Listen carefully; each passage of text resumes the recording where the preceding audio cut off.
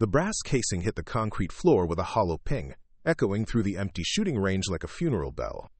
Chen lowered her trembling hands, staring at the target 25 yards away where 9 bullets had missed their mark entirely, scattered around the edges like a child's first attempt at drawing a circle.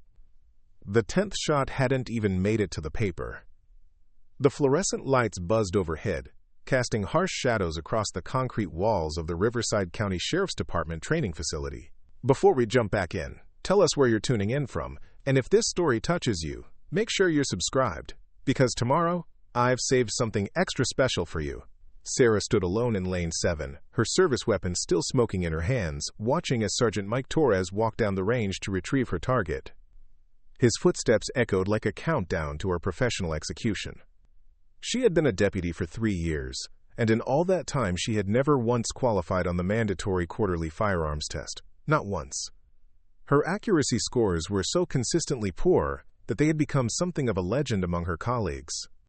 Sarah Chen, the deputy who couldn't hit the broadside of a barn if she was standing inside it. The other deputies had stopped trying to hide their whispers. She caught fragments of their conversations in the locker room, at the coffee machine, during briefings. Words like liability and desk duty and maybe she should consider another career floated around her like smoke, never quite direct enough to confront, but always present enough to sting. Sarah had tried everything. Private lessons with retired Marines, meditation techniques, different grips, different stances, different breathing patterns. She had studied ballistics manuals until her eyes burned and practiced dry firing exercises in her apartment until her neighbors complained about the clicking sounds. Nothing worked. Something fundamental was broken in the connection between her brain, her hands, and the weapon she was required to carry every day. Sergeant Torres returned with her target, his face carefully neutral. He had been her training supervisor since she graduated from the academy, and she could see the disappointment he tried to hide behind professional courtesy. Sarah knew he had gone to bat for her more times than she deserved, finding creative ways to extend her probationary periods and arrange additional training sessions that other deputies didn't need. "Chen," he said quietly, setting the target on the table between them. The paper looked like it had been attacked by someone with a handful of pebbles. Most of the holes were in the white space surrounding the silhouette, with 2 shots managing to clip the very edge of the target's shoulder. "We need to talk." Sarah nodded, not trusting her voice. She had known this moment was coming for months. The department had been patient with her. More patient than they probably should have been. But patience had limits. In law enforcement, accuracy with a firearm wasn't just a job requirement. It was a matter of life and death. Not just her own life, but the lives of her fellow officers and the citizens she had sworn to protect. The irony wasn't lost on her that Sarah Chen had become a police officer because she wanted to help people. Growing up in a neighborhood where the sound of gunfire was as common as car horns, she had seen what happened when communities lost trust in law enforcement. She had watched families torn apart by violence and injustice, had seen children learn to fear the very people who were supposed to protect them. Sarah had joined the force because she believed she could be different, could be the kind of officer who built bridges instead of walls. But you couldn't build bridges if you couldn't qualify to carry a weapon. You couldn't protect anyone if your own department didn't trust you with a gun. "The captain wants to see you after lunch," Torres continued, his voice gentle but firm.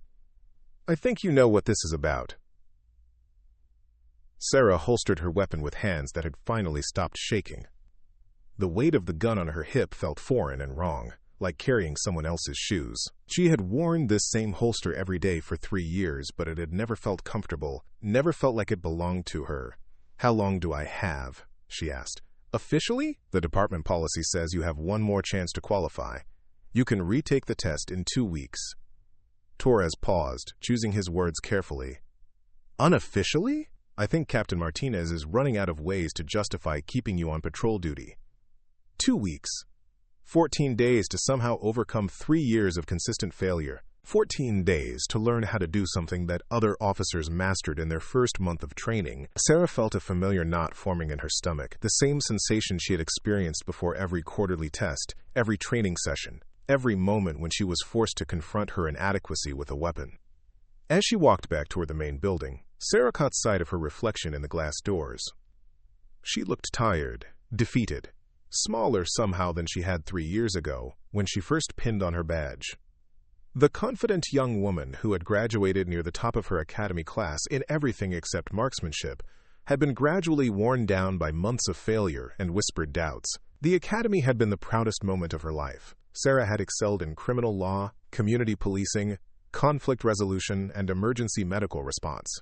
Her instructors had praised her natural instincts for de-escalation and her ability to connect with people from all backgrounds. She had a gift for calming tense situations and finding peaceful solutions to problems that other officers might solve with force. But none of that mattered if she couldn't pass a basic firearms qualification. The afternoon briefing was torture. Sarah sat in the back row of the squad room, surrounded by deputies who chatted easily about their weekend plans and recent arrests. She tried to focus on Sergeant Williams as he reviewed the day's patrol assignments, but her mind kept drifting to the conversation she would have with Captain Martinez in an hour.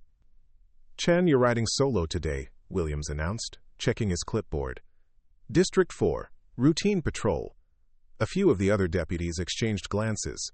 Solo patrol was usually reserved for experienced officers, but Sarah knew she was being given easy assignments to minimize the risk of situations where her firearms deficiency might become a problem.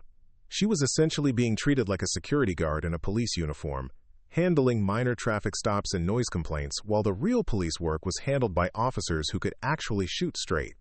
Deputy Kevin Walsh, a 10-year veteran with arms like tree trunks and a confidence that bordered on arrogance, leaned back in his chair and spoke just loud enough for the room to hear. "Must be nice getting the easy beats. Some of us have to handle the real dangerous calls." Sarah felt her face flush, but she kept her eyes forward. Getting into an argument with Walsh would only make things worse, and she couldn't afford to give Captain Martinez any additional reasons to question her suitability for the job. After the briefing, she made her way to the captain's office with the slow, deliberate pace of someone walking to their own execution. Captain Elena Martinez had been with the department for 22 years, working her way up from patrol deputy to watch commander to her current position. She was known for being fair but firm, someone who gave officers every opportunity to succeed, but wouldn't hesitate to make difficult decisions when necessary. Sarah knocked on the office door and waited for permission to enter. The captain's office was small and cluttered, with commendations and department photos covering every available wall space. Martinez looked up from her paperwork, her expression serious but not unkind. "Have a seat, Chen," she said, gesturing to the chair across from her desk. "I think we both know why you're here." Sarah sat down, her hands folded in her lap. "Yes, ma'am, the firearms qualification. I just got off the phone with Sergeant Torres. He tells me this was your 12th attempt at qualifying, and your scores are actually getting worse instead of better." Martinez leaned back in her chair, studying Sarah's face. "Help me understand what's happening here. You're a good officer in every other respect. Your community relations are excellent, your report writing is thorough, and you've never had a single complaint filed against you. But you can't seem to hit a target that's standing perfectly still 25 yards away." Sarah had asked herself the same question countless times.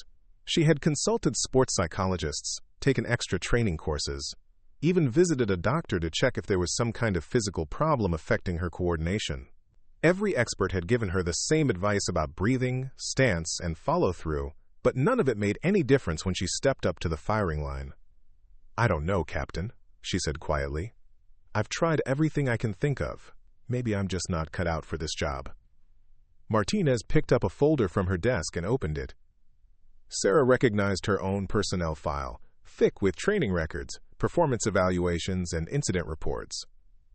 The captain flipped through several pages before finding what she was looking for. "According to this, you scored in the top 5% of your academy class in every subject except firearms.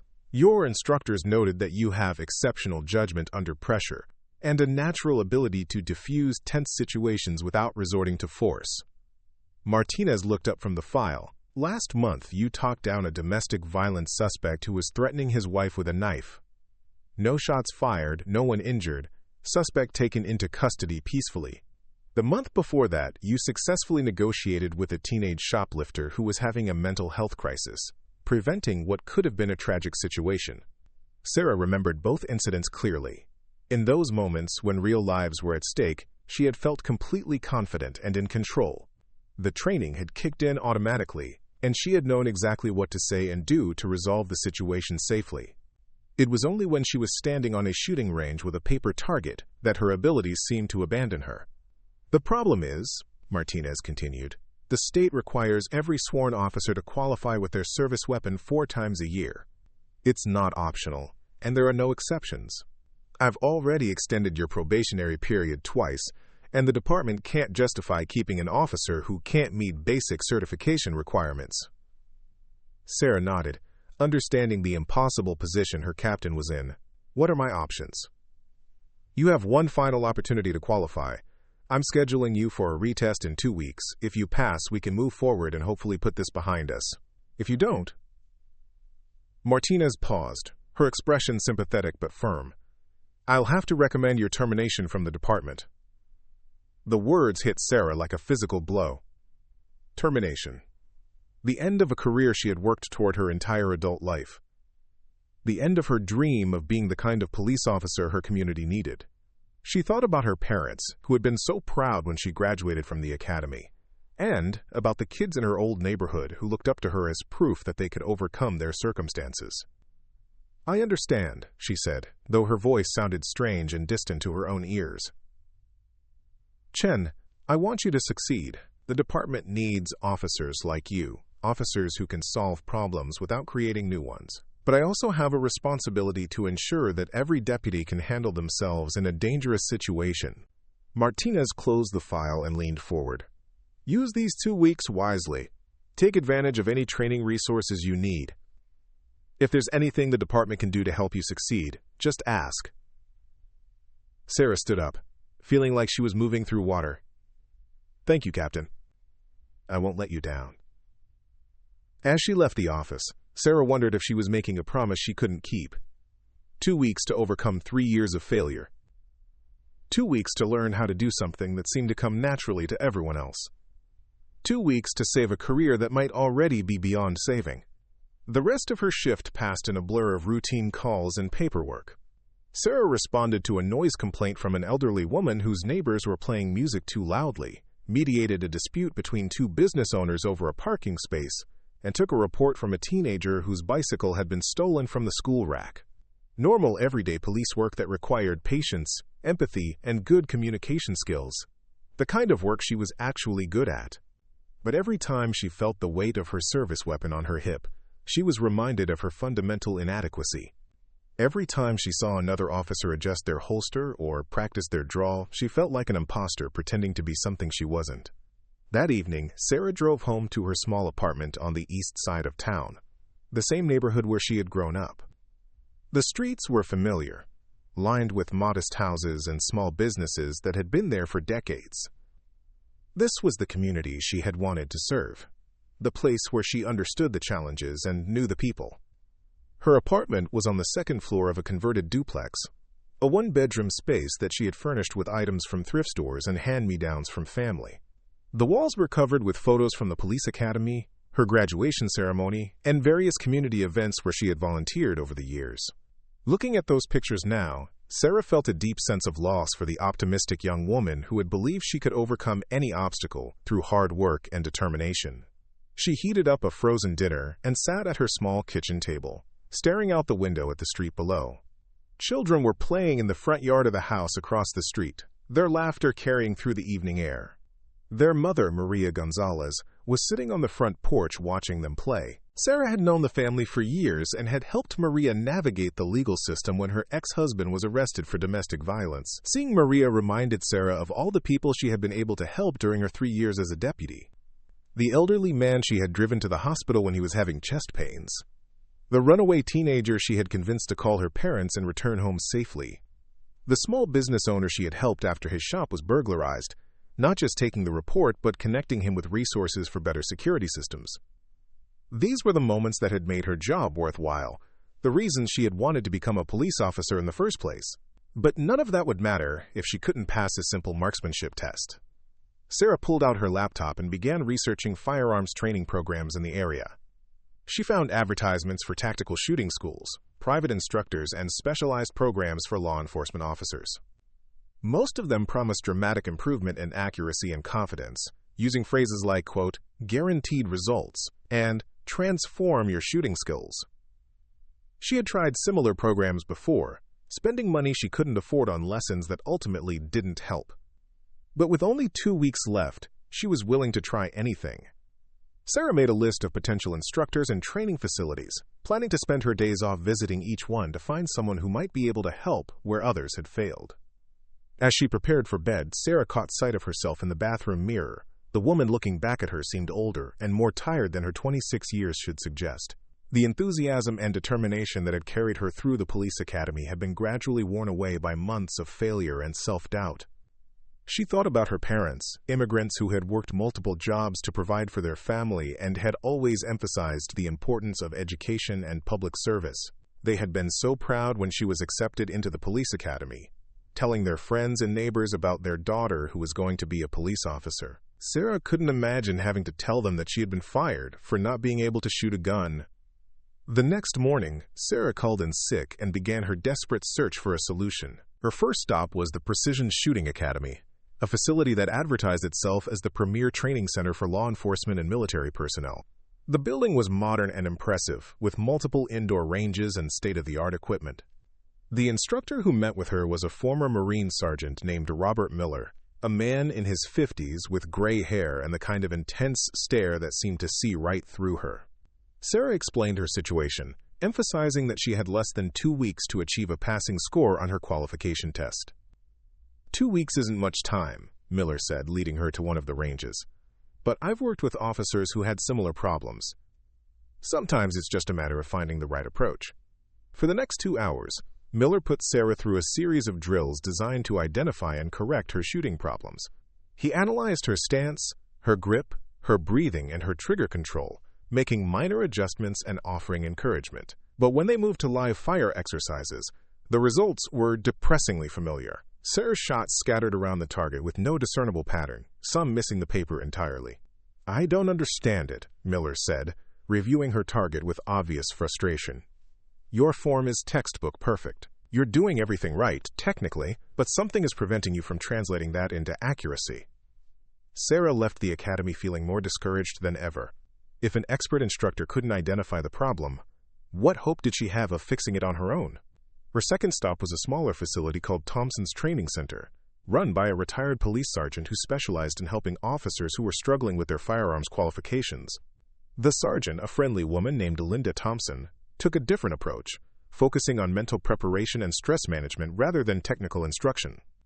"Shooting accurately is as much about your mental state as your physical technique," Thompson explained, as they worked through relaxation exercises. "If you're tense or anxious, your body won't perform the way it's supposed to." Preparing and narrating this story took us a lot of time, so if you are enjoying it, subscribe to our channel. It means a lot to us. Now back to the story. Thompson taught Sarah visualization techniques, having her imagine successful shots before taking them. She introduced breathing exercises designed to calm her nerves and meditation practices that were supposed to improve focus and concentration. But when they moved to the shooting portion of the lesson, the results were the same. Sarah's accuracy remained abysmal, no matter how relaxed or focused she felt. "I've never seen anything quite like this," Thompson admitted after reviewing Sarah's targets. "You seem completely calm and confident, but your shots are going everywhere. It's like there's a disconnect between your intention and your execution." By the end of the week, Sarah had visited 6 different training facilities and worked with 8 different instructors. She had tried every technique and approach they could suggest, from different ammunition types to modified shooting positions. Nothing made any meaningful difference in her accuracy. The second week of her final chance period began with Sarah feeling more desperate than ever. She had taken vacation days to dedicate herself full-time to solving her shooting problem, but every training session only reinforced her sense that she was fundamentally incapable of performing this basic police skill. On Wednesday afternoon, feeling defeated and running out of options, Sarah decided to visit the one place she had been avoiding. Martinez Indoor Range was located in an older part of town, in a building that had seen better days. The facility was smaller and less modern than the other places she had visited, with only 4 shooting lanes and equipment that looked like it had been installed sometime in the 1980s. The range was empty when Sarah arrived, except for an elderly man behind the counter who was reading a newspaper and drinking coffee from a thermos. He looked up when she entered, studying her with sharp eyes that seemed far too alert for someone his age. "You here for the range, or are you looking for instruction?" he asked, setting down his newspaper. "I'm not sure," Sarah admitted. "I'm a police officer, and I need to qualify with my service weapon. I've been trying for 3 years, and I can't seem to hit anything I aim at." The man introduced himself as Frank Martinez, the owner of the range and a retired firearms instructor who had taught at the police academy for over 30 years. He was in his 70s, with white hair and weathered hands that showed the calluses of someone who had spent decades handling weapons. 3 years and you still can't qualify?" Frank asked, genuine curiosity in his voice. "That's unusual. Most people improve at least a little bit with practice." Sarah explained her situation, describing the various instructors she had worked with and the techniques she had tried.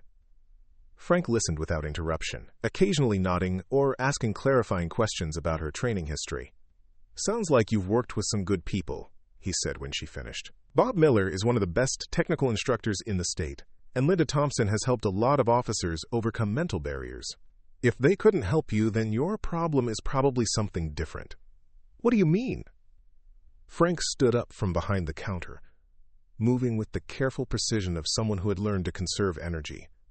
Most shooting problems fall into 3 categories. Technical problems with form and technique, which Bob would have identified. Mental problems with confidence and anxiety, which Linda would have addressed. But there's a 3rd category that most instructors don't encounter very often. What's that? Philosophical problems. Some people can't shoot accurately because they don't really want to shoot accurately. Deep down, they're conflicted about the purpose of the weapon and what it represents. Frank gestured toward the shooting lanes. "Want to show me what you're working with?" Sarah set up in lane 2, the same position she had occupied countless times over the past 3 years. She loaded her service weapon and took her stance, going through the familiar routine of sight alignment and breathing control. When she pulled the trigger, the bullet struck the white space to the left of the target, exactly where she had expected it to go. Frank watched her fire 6 rounds, each one missing the silhouette by a significant margin. When she was finished, he walked down the range to retrieve her target, studying the pattern of holes with the intensity of someone examining evidence at a crime scene. "Interesting," he said when he returned. "Your shots aren't random. They're consistently low and to the left, which suggests a specific problem rather than general incompetence. Does that mean it can be fixed?" "Maybe, but first I need to ask you a question, and I want you to think carefully before you answer." Frank set the target on the counter between them. "Why did you become a police officer?" Sarah was surprised by the question, but she answered honestly. "I wanted to help people. I grew up in a neighborhood where there was a lot of crime and violence, and I saw how much difference good police officers could make in people's lives." "And how do you see your role as an officer? What's your primary responsibility?" "To protect and serve. To keep people safe and solve problems peacefully when possible." Frank nodded slowly. "And when you look at this weapon," he gestured toward her holstered service pistol, "what do you see?" Sarah thought about the question for a moment. "A tool. Something I'm required to carry but hope I never have to use." "There's your problem," Frank said quietly. "You see that weapon as something separate from your mission to help people. You've mentally categorized it as an instrument of violence rather than an instrument of protection. I don't understand. Every time you step up to that firing line, part of your mind is sabotaging your accuracy because you don't really want to be good at using a weapon. You've unconsciously associated marksmanship with aggression and violence, which conflicts with your desire to be a peacekeeper." Frank picked up her target again, pointing to the pattern of missed shots. "Your subconscious is literally pulling your shots away from the target because hitting it feels wrong to you." Sarah stared at the target, seeing her failed attempts in a completely new light. Every instructor she had worked with had focused on the technical aspects of shooting, trying to improve her stance or her breathing or her trigger control. None of them had addressed the possibility that her problem wasn't with her technique, but with her fundamental relationship to the weapon itself. "So what do I do about it?" she asked. "You need to reframe your understanding of what marksmanship represents. A weapon in the hands of a good officer isn't an instrument of violence, it's an instrument of justice. Accuracy isn't about your ability to hurt people, it's about your ability to protect them. Frank looked at her seriously. But that's something you have to internalize for yourself. I can't teach you to want to hit the target. I can only help you understand why you should want to. For the first time in 3 years, Sarah felt like someone had identified the real source of her problem. It wasn't her hands or her eyes or her breathing. It was her heart, her fundamental discomfort with the idea of being skilled at something that could be used to harm another person. "Will you help me?" she asked. Frank smiled, the first genuinely warm expression she had seen from him. "I've got 6 days to help you save your career. Let's get started." The next morning, Sarah arrived at Martinez Indoor Range 30 minutes before her scheduled session with Frank. She had spent the previous evening thinking about his words, trying to understand how her fundamental beliefs about policing might be sabotaging her ability to qualify with her weapon. The concept seemed almost absurd, yet it was the first explanation that had made any sense after 3 years of failure. Frank was already at the range when she arrived, setting up equipment on one of the shooting benches. He had arranged an unusual collection of items, including a small whiteboard, several photographs, and what appeared to be a children's coloring book. Sarah raised an eyebrow at the unconventional training materials, but after years of failed conventional approaches, she was willing to try anything. "Before we touch your weapon today, we're going to do some homework," Frank said, gesturing for her to sit at a table he had set up away from the shooting lanes. "I want you to tell me about every time in your career when you've wished you had been a better shot." Sarah thought for a moment, then shook her head. "I can't think of any. I've never actually drawn my weapon on duty, let alone fired it." "That's part of the problem right there," Frank said, pulling out a manila folder filled with newspaper clippings. "You're thinking about shooting in abstract terms, as something you hope you'll never need to do. But marksmanship isn't just about the times you pull the trigger. It's about all the times the mere presence of an accurate officer prevents violence from occurring in the first place." He spread several newspaper articles across the table, each describing incidents where police officers had been forced to use their weapons. Sarah recognized some of the stories from the local news, situations where officers had faced armed suspects and had to make split-second decisions about when and where to shoot. "Look at this one," Frank said, pointing to an article about an officer who had wounded an armed robbery suspect. Officer Patricia Valdez was responding to a convenience store holdup when the suspect came out shooting. She had less than 2 seconds to draw and return fire. Her first shot hit the suspect in the shoulder, stopping the threat without killing him. Her second shot missed completely, but by then it didn't matter because the suspect had dropped his weapon. Sarah read the article carefully, noting the details about the officer's training and experience. Valdez had been with the department for 8 years and was known as an excellent marksman who practiced regularly at the range. "Now imagine the same scenario, but instead of Officer Valdez, they sent you," Frank continued. "Same situation, same armed suspect, same 2-second window to respond. What happens?" Sarah felt her stomach tighten as she visualized the scenario. "I probably miss completely. The suspect keeps shooting, maybe kills innocent bystanders or other officers. Or maybe the suspect sees you draw your weapon and decides to surrender because he knows you can hit him if you need to," Frank suggested. "Criminals aren't stupid. They can often tell the difference between an officer who's confident with their weapon and one who isn't. Your body language, your positioning, the speed and smoothness of your draw, all of these things communicate whether you're someone to be taken seriously." Frank pulled out another article, this one about a domestic violence call, where an officer had talked down an armed husband without firing a shot. Officer James Reekie responded to a domestic disturbance where a man was threatening his wife with a shotgun. Reekie was able to negotiate a peaceful surrender, but look at what he said in the interview. Sarah read the relevant quote aloud. "I kept my weapon drawn and ready throughout the negotiation. I think the suspect could see that I was prepared to take the shot if necessary, which gave me credibility when I promised he wouldn't be hurt if he cooperated." Exactly. Officer Reeky's marksmanship skills were a crucial part of his ability to resolve that situation peacefully.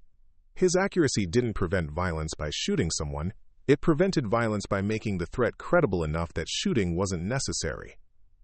Frank gathered up the newspaper clippings and set them aside.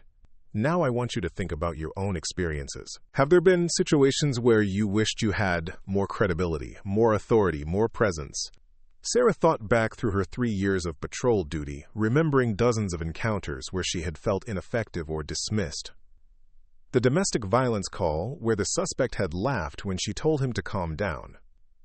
The traffic stop where the drunk driver had asked if she was, quote, even old enough to be a cop. The gang members who had ignored her commands to disperse, forcing her to call for backup. There was this one time, she said slowly, I was responding to a disturbance at a house party.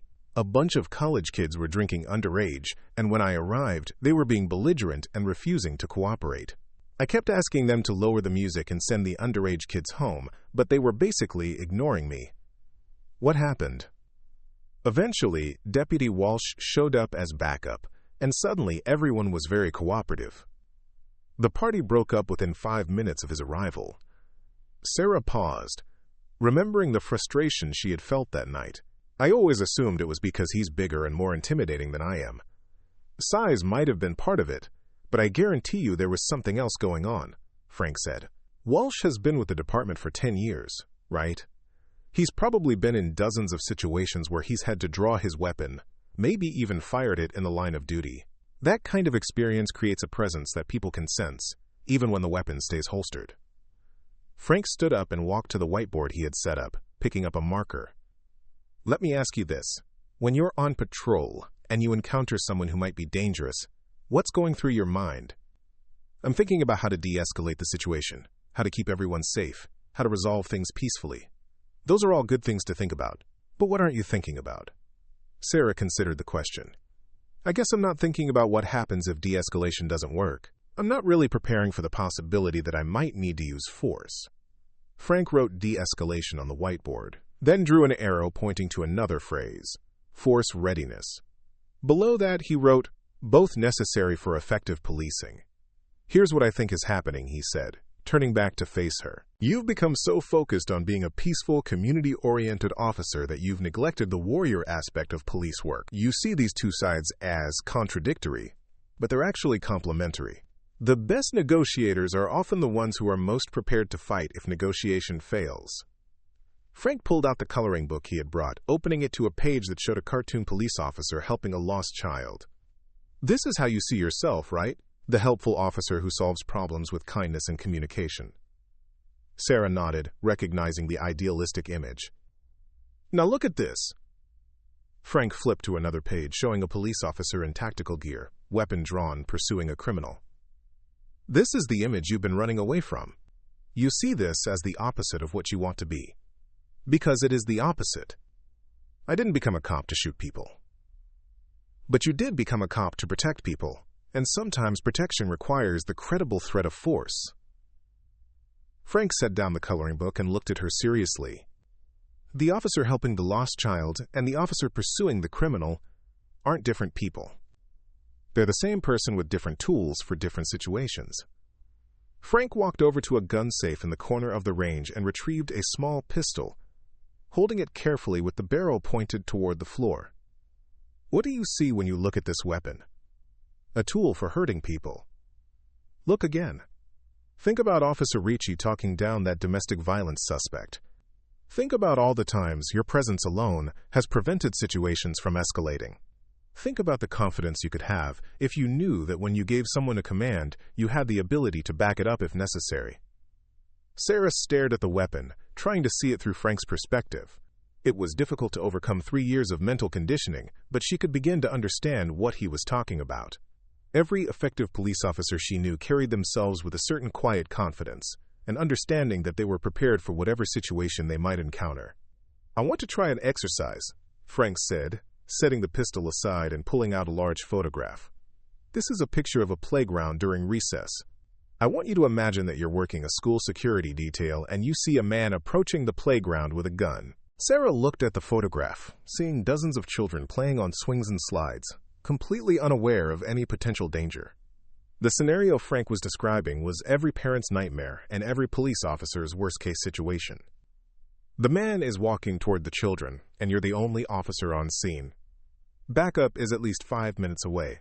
You have your weapon, and you have whatever skills you've developed as a marksman. Frank pointed to different areas of the photograph.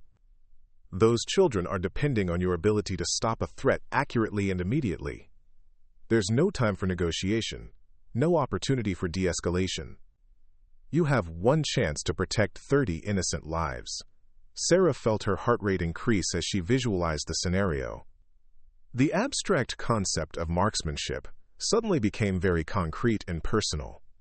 Those weren't paper targets Frank was talking about. They were real children whose safety would depend on her ability to place her shots exactly where they needed to go. "How do you feel about your accuracy now?" Frank asked quietly. "Terrified," Sarah admitted. "Those kids would all be in danger because I can't shoot straight."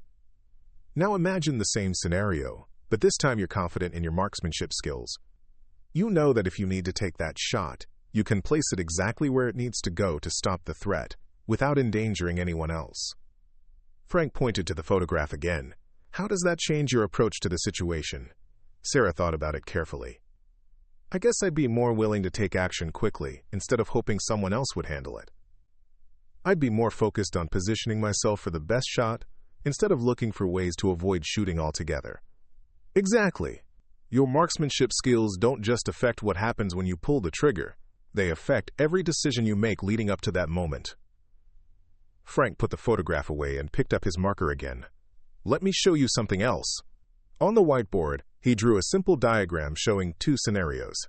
In the first, labeled uncertain marksmanship, an officer hesitates and waits for backup, while a threat continues to endanger civilians. In the second, labeled confident marksmanship, an officer takes immediate action to neutralize the threat. Every second you hesitate because you're not sure you can make the shot is a second when innocent people remain in danger, Frank explained. Your poor marksmanship isn't just affecting your ability to hit targets on a range. It's affecting your ability to make crucial tactical decisions in real-world situations. Sarah stared at the diagram, feeling a fundamental shift in her understanding of what marksmanship represented. For 3 years, she had seen her poor shooting skills as an embarrassing personal failing that might cost her a job she loved. Frank was helping her understand that it was actually a critical gap in her ability to protect the people she had sworn to serve. "I think I'm starting to understand," she said slowly, "but understanding the problem and fixing it are two different things. Even if I want to be a better shot now, I still don't know how to make that happen." Frank smiled and erased the whiteboard. "That's where we get to the fun part. Now that you understand why you need to hit the target, we can work on teaching you how to hit the target." He led her over to the shooting lanes, but instead of handing her a weapon, he had her stand in a shooting stance with her hands empty. "I want you to close your eyes and visualize the playground scenario we just discussed. You're standing between a threat and those children, and you need to take a precise shot to protect them." Sarah closed her eyes and tried to imagine the situation Frank had described. The visualization was uncomfortable and stressful, but for the first time in her training, she felt a genuine desire to be accurate rather than just a requirement to qualify. "Now I want you to imagine taking that shot," Frank continued. "See yourself drawing your weapon smoothly and confidently. See yourself acquiring the target quickly and placing the shot exactly where it needs to go. See the threat stopped and the children safe because you were prepared and capable." As Sarah went through the mental exercise, she noticed something different in her body position. Instead of the tense, anxious posture she usually adopted at the shooting range, she felt more grounded and focused. Her breathing was slower and more controlled, and her hands felt steady instead of shaky. "Open your eyes," Frank said. "How do you feel?" "Different. More purposeful, I guess." "Good. That sense of purpose is what's been missing from your training. Every instructor you've worked with has focused on the mechanics of shooting, but none of them addressed why you want to shoot well." Frank handed her an unloaded practice pistol. "Let's see if that mental shift translates into physical improvement." For the next hour, Frank had Sarah practice dry firing exercises with the unloaded weapon, focusing on trigger control and sight alignment while maintaining the mental framework they had established. Instead of thinking about hitting a paper target, she visualized protecting innocent people from various threats. The change in her approach was immediately noticeable. "Your trigger control is much smoother when you're focused on the mission instead of the mechanics," Frank observed. "You're not fighting the weapon anymore, you're working with it." When they finally moved to live ammunition, Sarah felt more nervous than usual, but it was a different kind of nervousness. Instead of the paralyzing anxiety that usually accompanied her shooting attempts, she felt the focused tension of someone preparing to do something important. Frank had her start with a large target at close range, emphasizing accuracy over speed. Remember, you're not just trying to hit paper.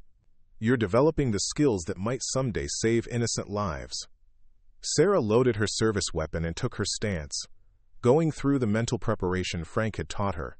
She visualized the playground scenario, imagining children whose safety depended on her accuracy. When she pulled the trigger, the bullet struck the target just outside the center ring. "That's the best shot you've ever fired on this range," Frank said, checking the target through binoculars. And more importantly, it was a confident shot. You didn't flinch or pull to the side. They continued the exercise for another hour, with Sarah gradually improving her accuracy as she maintained the mental framework Frank had established. By the end of the session, she was consistently hitting the target within the scoring rings, something she had rarely accomplished in 3 years of previous training. "This is incredible," Sarah said, looking at her final target with amazement. "I've never shot this well before."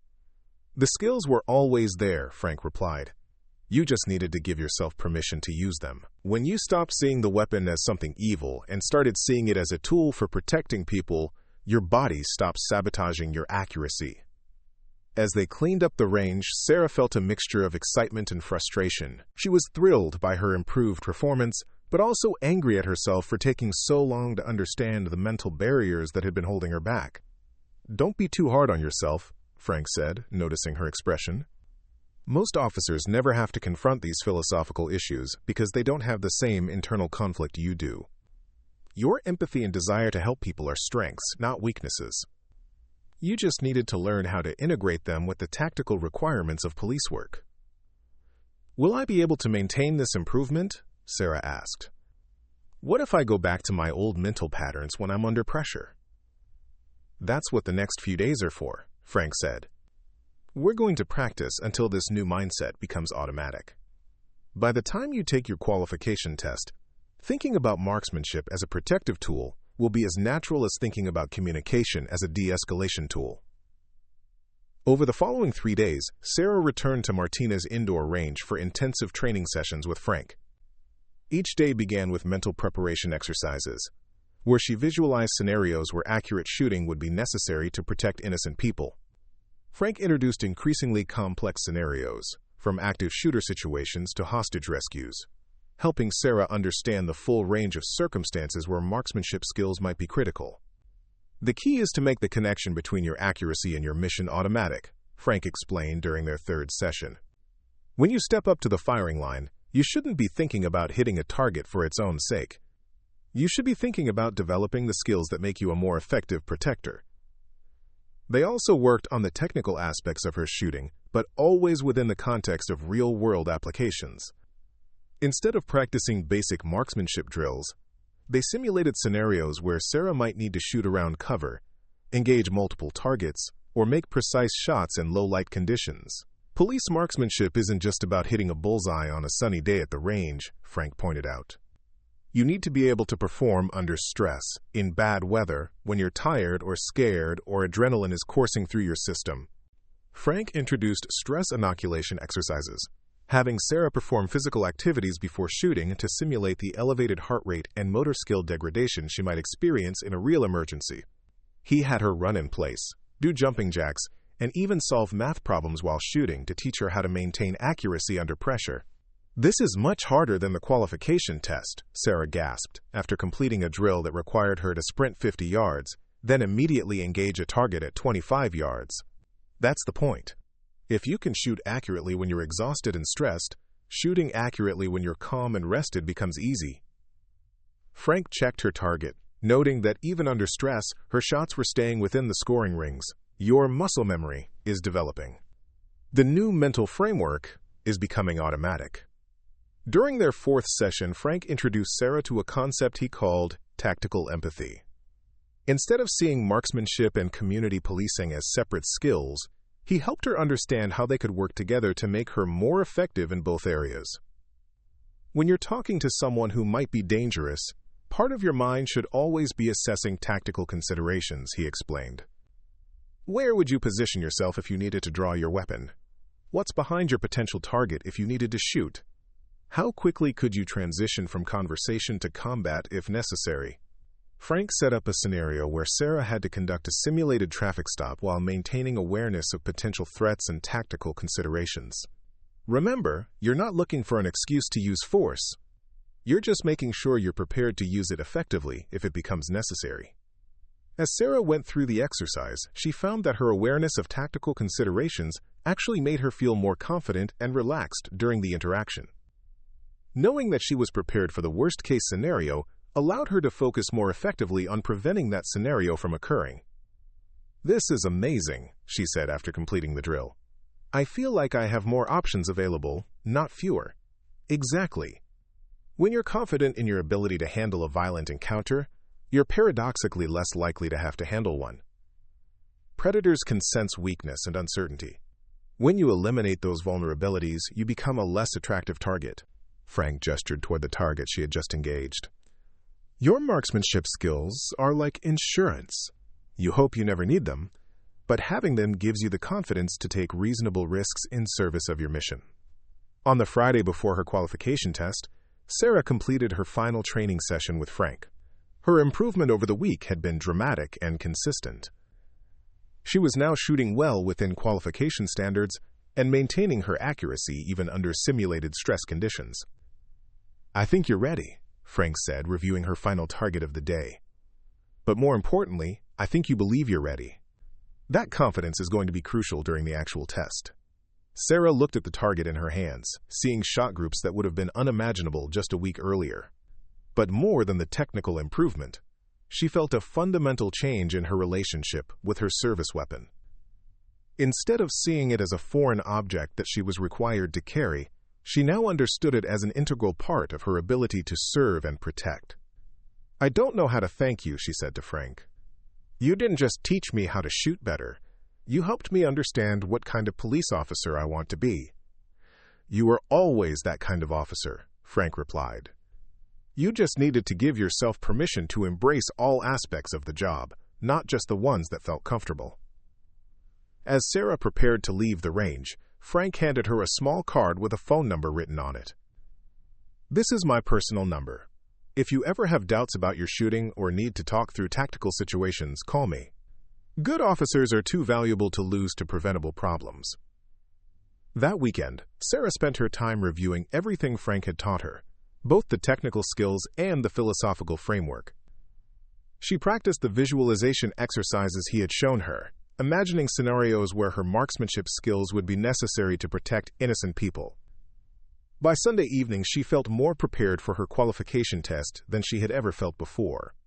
But she also knew that the real test wouldn't just be whether she could hit the required targets. The real test would be whether she could maintain her new understanding of what those targets represented and why hitting them mattered. Everything Frank had taught her would be meaningless if she reverted to her old mental patterns when the pressure was on. Monday morning arrived gray and cold, with a light rain that made the world look washed out and uncertain.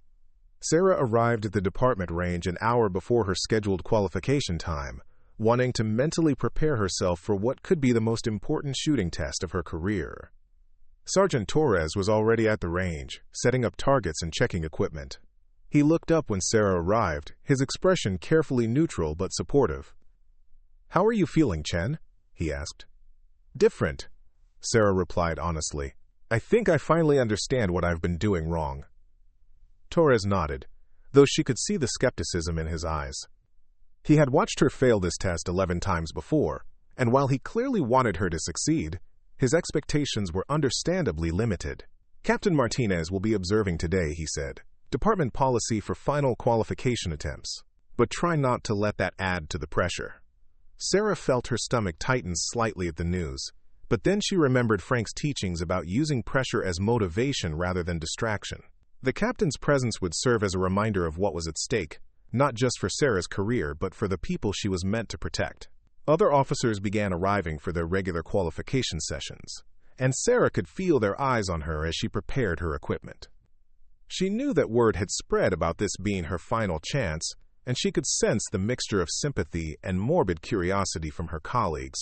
Deputy Walsh arrived with his usual swagger, immediately claiming the lane next to Sarah's. "Heard this is your last shot, Chen," he said with false sympathy. "Hate to see a fellow officer struggle with the basics." Instead of the usual embarrassment and anger Walsh's comments provoked, Sarah felt a calm sense of purpose settle over her. She thought about Frank's teachings regarding confidence and presence, understanding now that Walsh's need to belittle others probably stemmed from his own insecurities. "Thank you for your concern," she replied evenly, not taking the bait.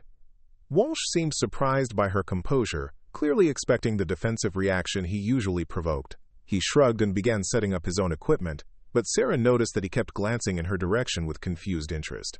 Captain Martinez arrived precisely at the scheduled time, carrying a clipboard and wearing the serious expression of someone conducting official business. She nodded professionally to Sarah, then took a position behind the firing line where she could observe the entire qualification process.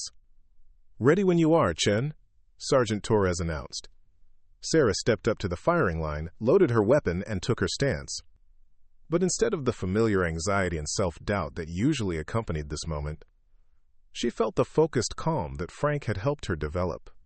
She wasn't just trying to hit paper targets to keep her job.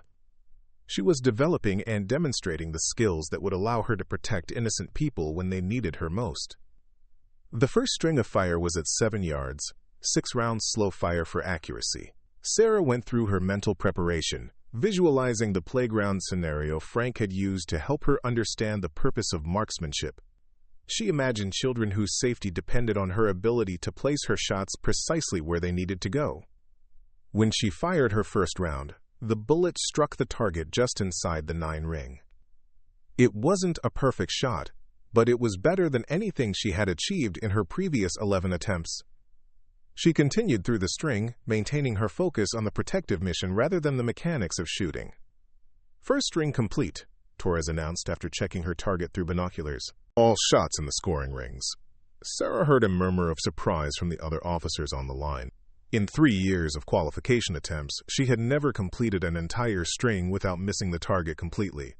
She allowed herself a moment of satisfaction, but quickly refocused on the remaining stages of the test. The second string was at 15 yards, 6 rounds in 2 strings of 3 rounds each. Sarah approached this stage with the same mental framework, but added another element from Frank's training. She imagined herself as the only officer available to respond to a crisis, with innocent lives depending on her ability to engage a threat at intermediate range.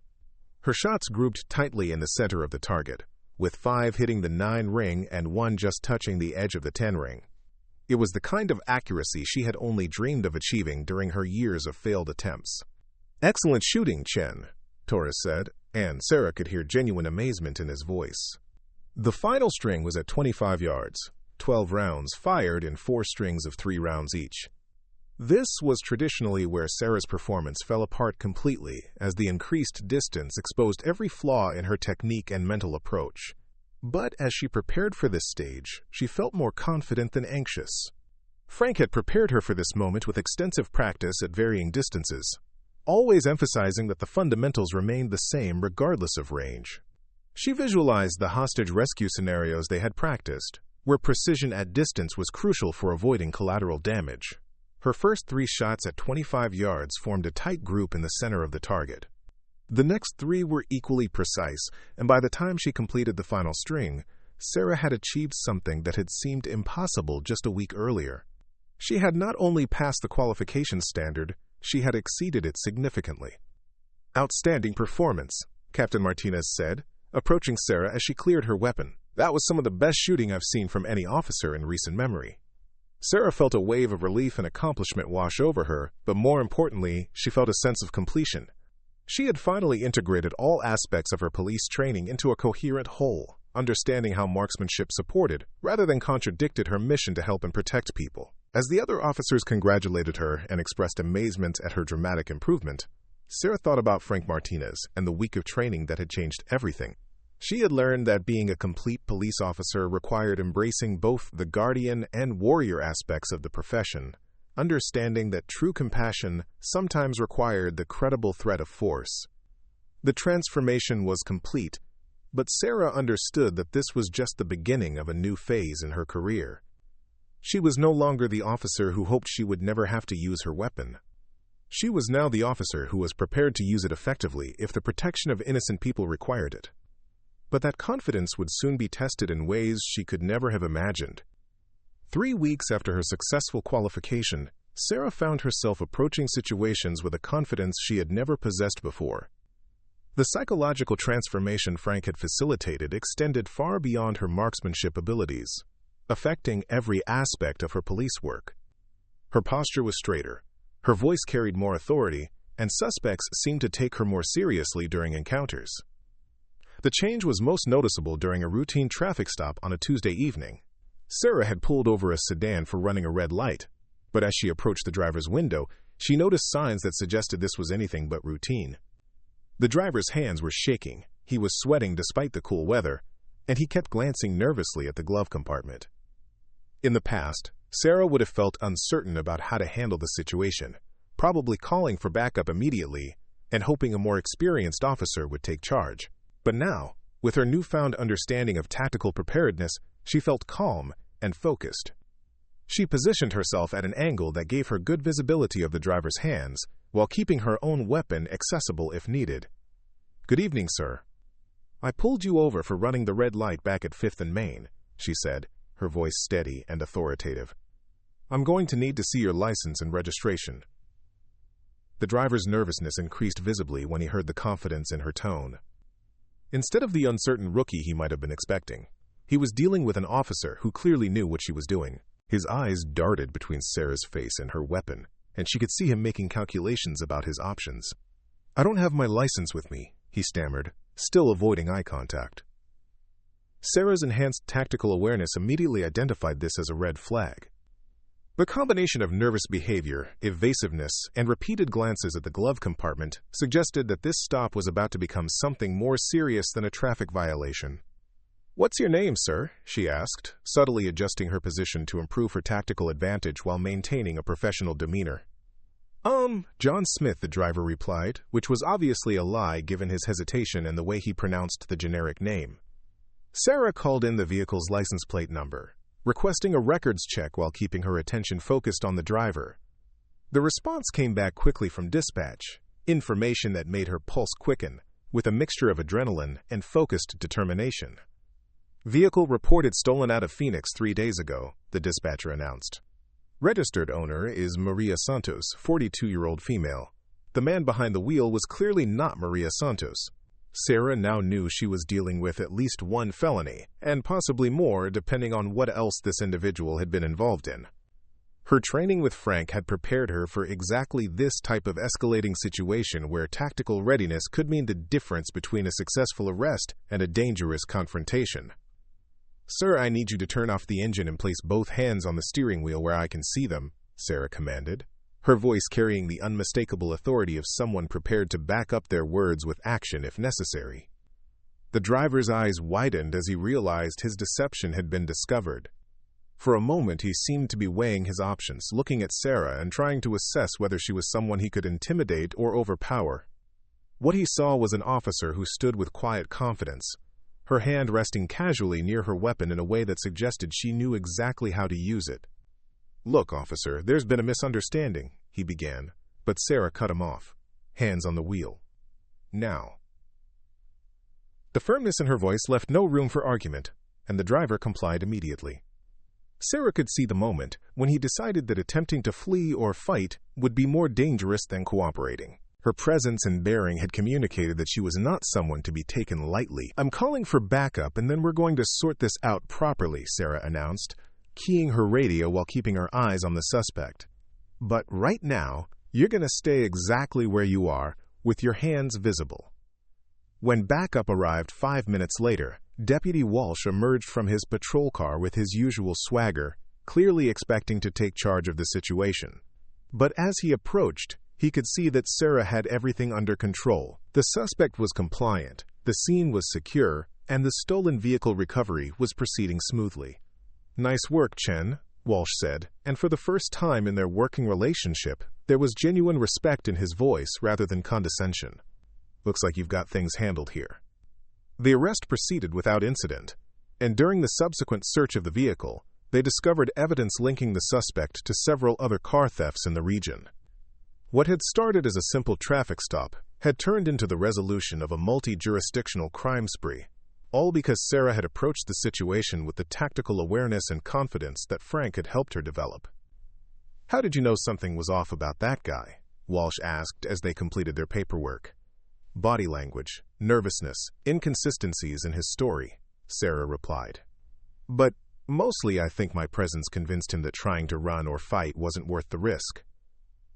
Walsh nodded thoughtfully. "Yeah, you carry yourself differently now.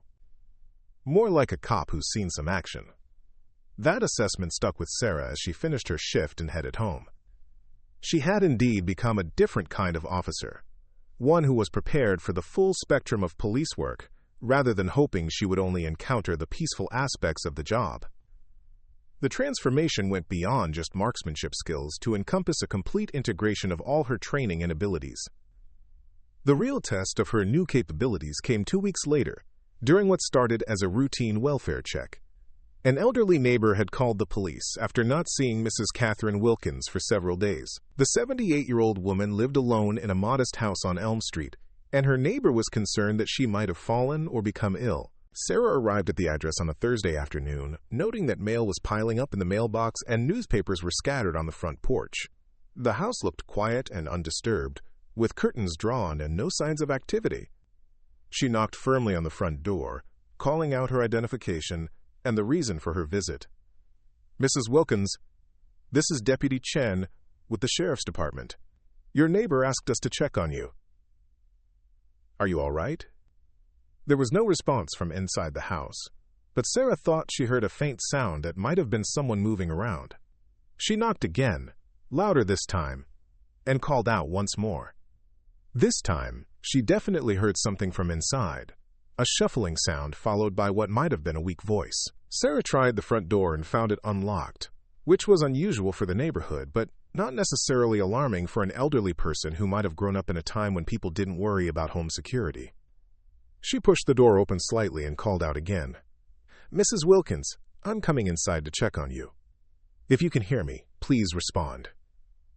As Sarah stepped into the entryway, she immediately noticed that something was wrong. The house smelled stale and unkempt, and there were signs of a struggle in the living room. Furniture was overturned, and personal items were scattered across the floor as if someone had been searching for something. Sarah's enhanced tactical awareness kicked in immediately. This was no longer a simple welfare check, it was potentially a crime scene with unknown dangers. She drew her weapon and held it in a low, ready position, using the techniques Frank had taught her for clearing potentially dangerous spaces. "Mrs. Wilkins, this is the police. If you're in the house, please call out to me," she announced, moving carefully through the entryway toward the living room. A weak voice responded from somewhere deeper in the house. "Help me, please. I'm in the bedroom." Sarah followed the sound of the voice, moving tactically through the house while maintaining situational awareness. The bedroom door was partially closed, and she could hear someone breathing heavily inside. She positioned herself beside the doorframe and called out again. "Mrs. Wilkins, I'm Deputy Chen. Are you injured? Is there anyone else in the house?" "I'm hurt, and I think they're still here," came the weak reply. "I heard them moving around earlier." Sarah felt her heart rate increase, but instead of the panic that might have overwhelmed her in the past, she experienced the focused calm that Frank had helped her develop. Someone had broken into Mrs. Wilkins's home, possibly assaulted her, and might still be present. This was exactly the kind of situation where her improved tactical skills and marksmanship abilities could mean the difference between life and death. She called for backup on her radio, providing a detailed situation report and requesting immediate assistance. But she also knew that Mrs. Wilkins might be seriously injured, and that waiting for backup could be dangerous if the intruders were still in the house. Sarah pushed the bedroom door open carefully, scanning the room for threats before focusing on the elderly woman lying on the floor beside the bed. Mrs. Wilkins was conscious, but appeared to have been beaten, with visible bruises on her face and arms. Her breathing was labored, suggesting possible internal injuries. "I'm here to help you, Mrs. Wilkins. Can you tell me what happened?" "2 men broke in yesterday morning," the elderly woman whispered. "They were looking for money and jewelry. When I told them I didn't have much, they got angry and hit me. I think they're hiding somewhere in the house, waiting for the police to leave." Sarah felt a chill run down her spine. If the intruders were still present, they had been listening to her radio communications and knew that backup was on the way. They were probably planning to either escape during the confusion or potentially take Mrs. Wilkins hostage to improve their chances of getting away. "Mrs. Wilkins, I need you to stay very quiet while I check the rest of the house," Sarah whispered. "Backup is coming, but I need to make sure you're safe first." Using the systematic room-clearing technique she had practiced with Frank, Sarah began searching the house for the intruders. She moved methodically from room to room, checking closets, bathrooms, and any other spaces where someone might be hiding. The house was larger than it appeared from outside, with a basement and an attic that provided multiple potential hiding places. As she approached the basement stairs, Sarah heard a floorboard creak somewhere above her.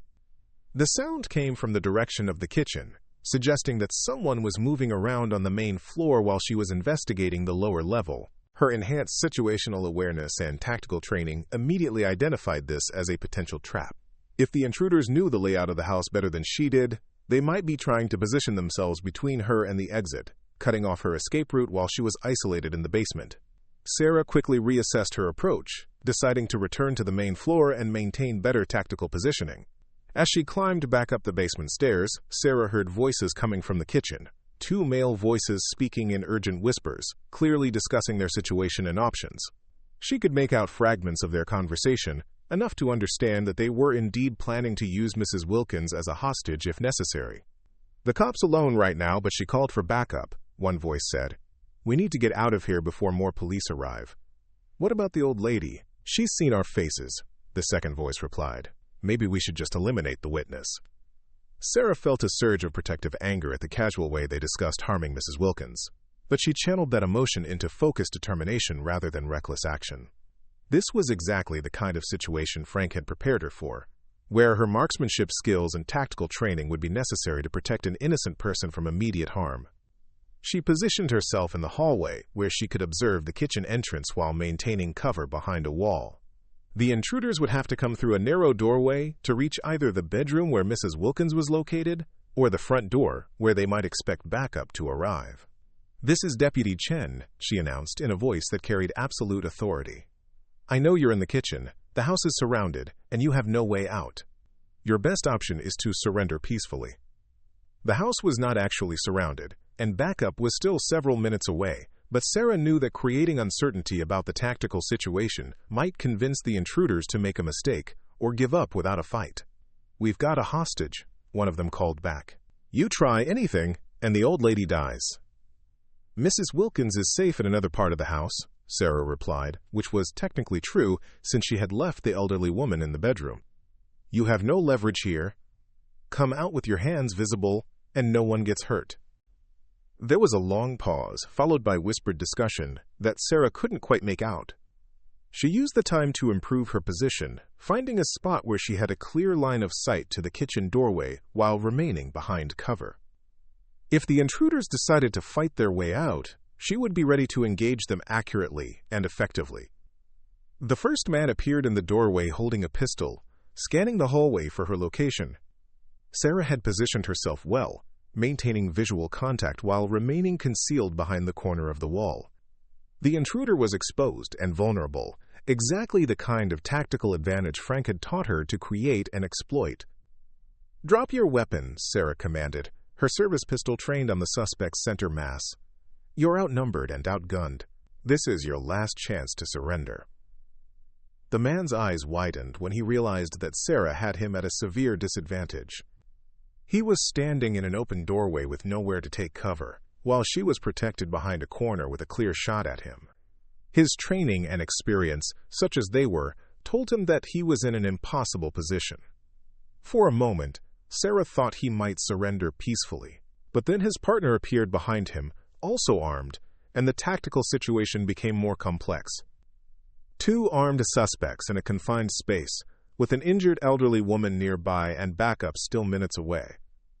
"You can't get both of us," the second man called out, though his voice lacked conviction. Sarah's training with Frank had included scenarios exactly like this one, where she might face multiple armed opponents in close quarters.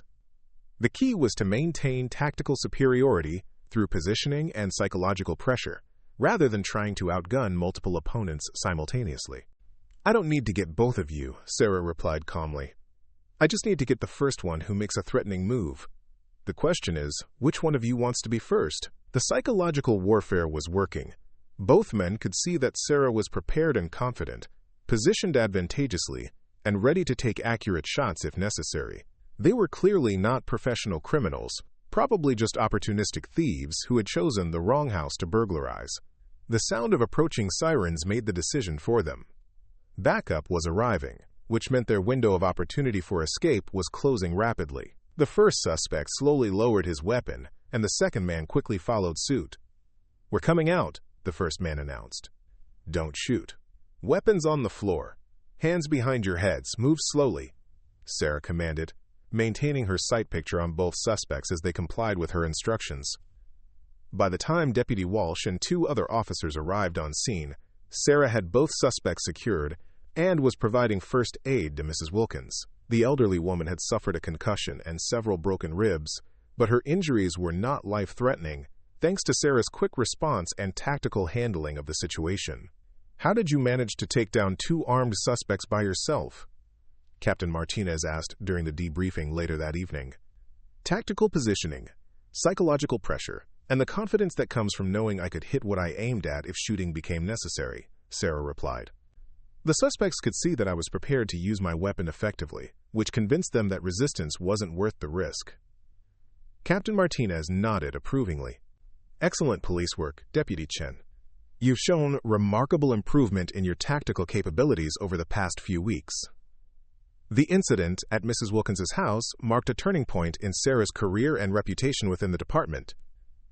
Word spread quickly about how she had single-handedly confronted 2 armed intruders and resolved the situation without firing a shot. Officers who had previously dismissed her as ineffective began treating her with genuine respect. More importantly, Sarah felt a deep sense of satisfaction knowing that her improved skills had directly resulted in saving Mrs. Wilkins's life. The elderly woman had been in immediate danger from criminals who were discussing whether to kill her to eliminate a witness. Sarah's tactical competence and marksmanship abilities had provided her with the confidence and capability needed to protect an innocent person when it mattered most. Frank Martinez called her the day after the incident, having heard about it through his connections in the law enforcement community. "Sounds like you put your training to good use," he said with obvious pride in his voice. "Everything you taught me came together perfectly," Sarah replied. "The tactical awareness, the confidence that comes from marksmanship skills, the understanding that my weapon is a tool for protecting people rather than hurting them. I couldn't have handled that situation effectively without the mental transformation you helped me achieve." "You had all the capabilities already," Frank reminded her. "You just needed to understand how they all fit together. That's what makes the difference between a good police officer and a great one."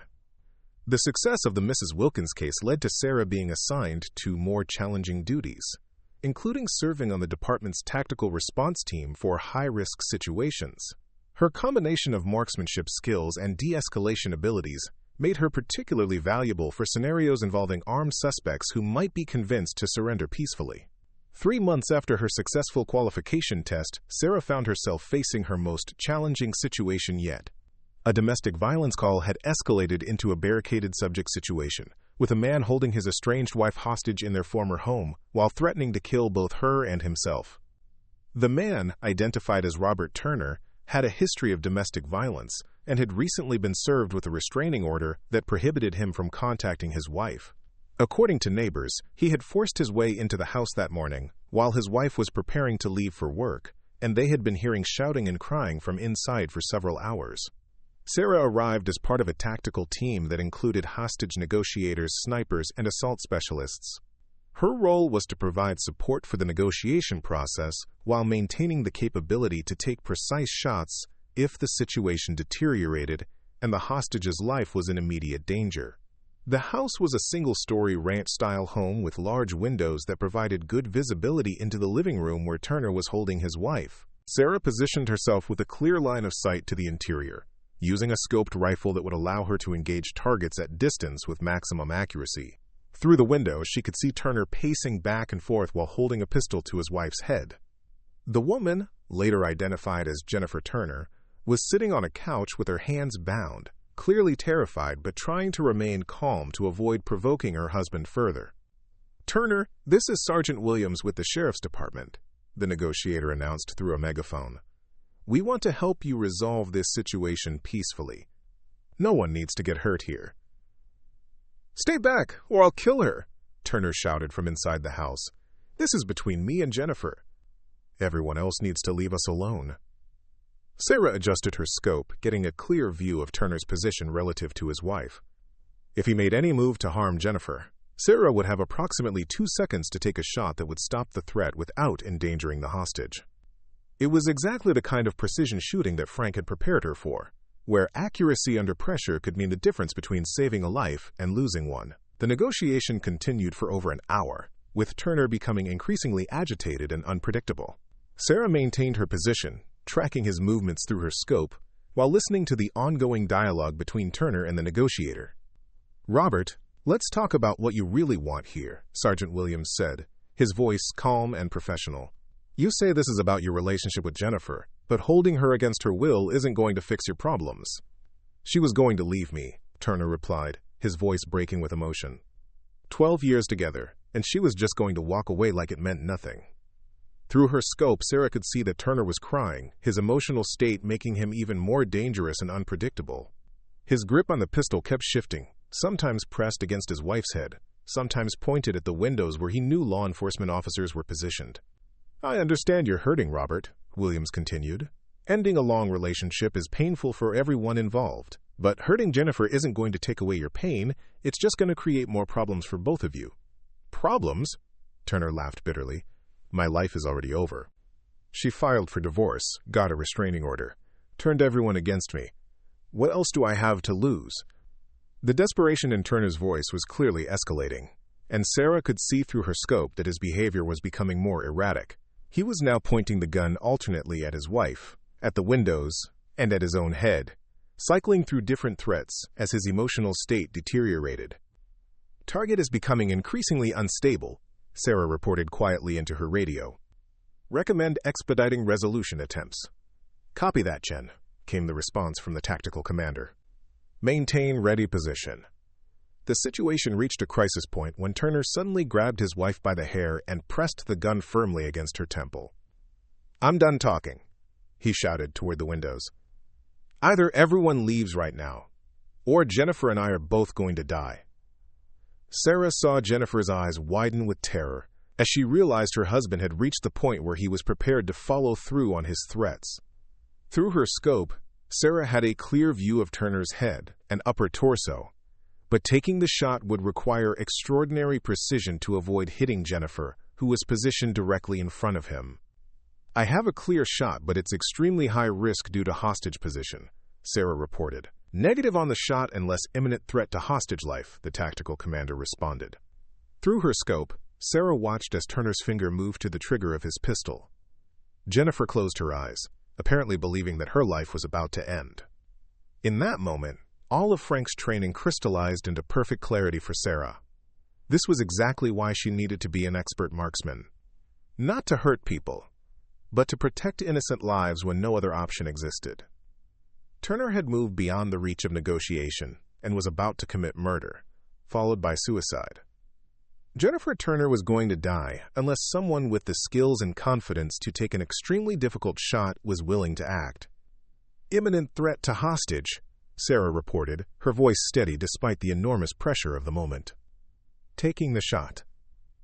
The distance was approximately 40 yards, with a target area of less than 3 inches to avoid hitting Jennifer.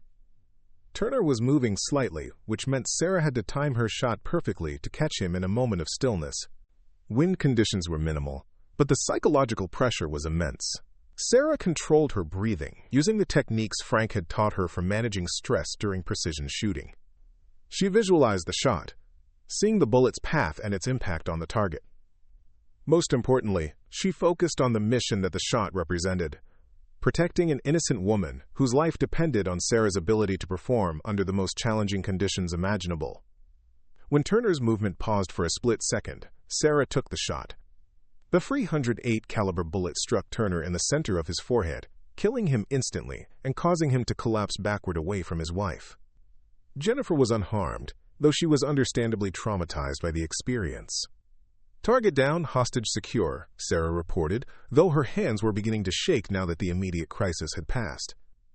The tactical team moved in immediately to secure the scene and provide medical attention to Jennifer Turner. Sarah remained in position until she was formally relieved, following the protocols she had been taught for post-shooting procedures. The investigation that followed determined that Sarah's shot had been justified and necessary to prevent the imminent murder of an innocent hostage. The distance and precision required had been extraordinary, with the bullet passing within inches of Jennifer Turner's head to strike her attacker. "That was one of the most difficult shots I've ever seen a police officer make," the range master commented during the post-incident analysis. "The margin for error was essentially zero, and you performed flawlessly under maximum pressure." But for Sarah, the technical aspects of the shot were less important than its outcome. Jennifer Turner was alive and would eventually recover from her traumatic experience. A dangerous individual who had been prepared to commit murder had been stopped before he could harm anyone else. The skills Frank had helped her develop had been used exactly as they were intended, to protect innocent life when no other option existed. In the days following the shooting, Sarah experienced a complex mix of emotions. She felt satisfaction at having saved Jennifer Turner's life, but also sadness at the necessity of taking Robert Turner's life to accomplish that goal. The psychological aftermath of a fatal shooting was something that even Frank's training could not fully prepare her for. "Taking a life, even to save a life, is never easy," Captain Martinez told her during a mandatory counseling session. "The fact that you feel conflicted about it shows that you're still the compassionate officer you've always been. The skills you've developed haven't changed who you are as a person." Frank visited Sarah at her apartment a week after the shooting, bringing coffee and his characteristic blend of practical wisdom and emotional support. "How are you holding up?" he asked. "I keep thinking about Robert Turner's family, his children who will grow up without a father," Sarah replied. "I know I did the right thing, but that doesn't make it feel easy." "It's not supposed to feel easy," Frank said quietly. "The day it becomes easy to take a life is the day you should turn in your badge. Your conscience is what makes you a good officer, not a liability." They talked for several hours about the psychological impact of the shooting and the broader implications of using lethal force in law enforcement. Frank helped Sarah understand that her emotional response was normal and healthy, a sign that she had retained her humanity despite developing the tactical skills necessary for her job. "You saved an innocent woman's life," Frank reminded her. "Jennifer Turner is alive today because you had the skills and courage to take an incredibly difficult shot under maximum pressure. That's something to be proud of, even if it came at a personal cost." The shooting incident marked the completion of Sarah's transformation from an uncertain officer who couldn't qualify with her weapon to a highly skilled tactical specialist who could perform under the most challenging conditions. But more importantly, it validated Frank's approach to marksmanship training as something that went far beyond technical proficiency to encompass the moral and psychological foundations of effective police work. Sarah returned to duty 2 weeks later, cleared by both the investigation and the psychological evaluation process. She found that her reputation within the department had evolved yet again, this time establishing her as one of the most capable and trusted officers on the force. Other officers began seeking her advice on tactical situations and marksmanship training. The woman who had once been ignored and dismissed was now regarded as an expert whose opinion carried significant weight. But Sarah remained humble about her abilities, always emphasizing that her success had come from understanding the purpose behind the skills rather than simply developing the skills themselves. The transformation was complete, but Sarah understood that her journey as a police officer was just beginning. She had learned to integrate all aspects of her training and personality into a coherent approach to law enforcement that emphasized both compassion and competence. The scared, uncertain deputy who had once failed her firearms qualification had become an officer capable of handling the most dangerous situations with skill and confidence. Most importantly, she had learned that true strength came not from avoiding difficult situations, but from being prepared to handle them effectively when they arose. Her marksmanship skills were just one part of a larger transformation that had made her not just a better police officer, but a more complete person who was ready to face whatever challenges her career might bring. 5 years later, Deputy Sarah Chen stood before a classroom of rookie officers at the police academy, her instructor badge gleaming alongside her commendations for valor. The same woman who had once trembled at the firing line now commanded respect from a new generation of law enforcement professionals. "Who can tell me what marksmanship really represents?" she asked the assembled cadets. A young recruit raised his hand eagerly. "Accuracy with a firearm, ma'am." Sarah smiled, remembering her own naive understanding years ago. "That's the mechanical definition. But marksmanship is actually about protection. Every round you fire accurately is a life you might save, including your own." She walked among the desks, her presence carrying the quiet authority of someone who had faced real danger and emerged stronger. "I once knew an officer who failed her qualification 12 times. Everyone called her incompetent, a liability. She almost lost her career because she couldn't hit a paper target." The cadets listened intently, unaware they were hearing about their instructor's own journey. The problem wasn't her hands or her eyes, it was her heart. She saw her weapon as an instrument of violence instead of an instrument of justice. Once she understood the difference, everything changed. Sarah paused at the window overlooking the academy's shooting range, where Frank Martinez was conducting advanced tactical training. At 78, he had become the academy's most requested instructor, his unique approach transforming struggling officers into confident protectors. That officer went on to save multiple lives, including making one of the most difficult precision shots in departmental history.